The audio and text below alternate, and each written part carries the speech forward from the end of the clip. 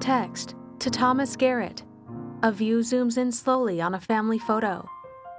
When I was a kid, I enjoyed helping my grandmother with her spring cleaning.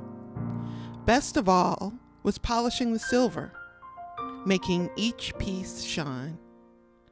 While we worked, she would tell me how important it was to know how to set a proper table, how making things look nice for others made them feel good about themselves. A museum with window displays. At the Delaware History Museum, we have silver from some of the most prominent families in the state's history. A tea set. One silver tea service was once owned by Thomas Garrett, a Quaker abolitionist who helped Harriet Tubman whenever she passed through Wilmington. A portrait of Tubman.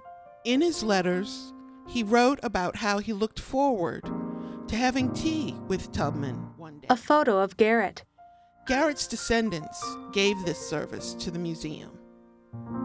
When I learned that the freed people in Wilmington gave this to Garrett in 1866, on the anniversary of the Emancipation Proclamation, A photo shows African Americans by a church.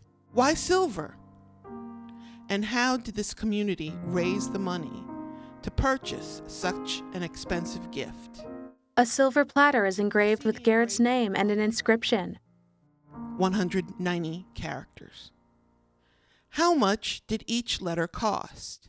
An African American woman. I imagine the mothers of all the black churches in the city having suppers on Sundays, selling plates on Fridays, and going door to door to raise the money. Garrett lost his home and business after being put on trial for violating the fugitive slave law, when he helped a free man of color named Samuel Hawkins escape with his enslaved wife and their 6 children.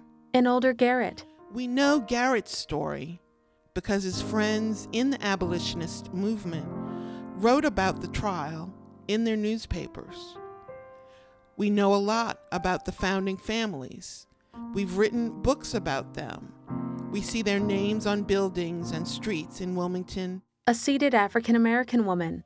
But we still know so little about the stories of the people who served these families. I want to know more. A family photo.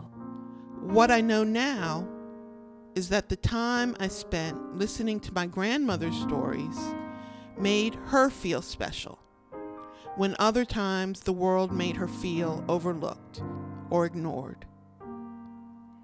Like my grandmother said, when you set your table for your guests, you make them feel special. The photo zooms in on Angela's grandmother, then fades to the silver tray's engraving. To Thomas Garrett, through evil report and good report, the faithful friend and wise counselor, the fearless champion and generous benefactor of the wronged and the oppressed, from the colored people of Wilmington, January 1866. The image fades to black as text appears. By Angela Winnand. Image credits appear. Music, dramatic sensitive piano. Licensed to Angela Winnand through audiohero.com.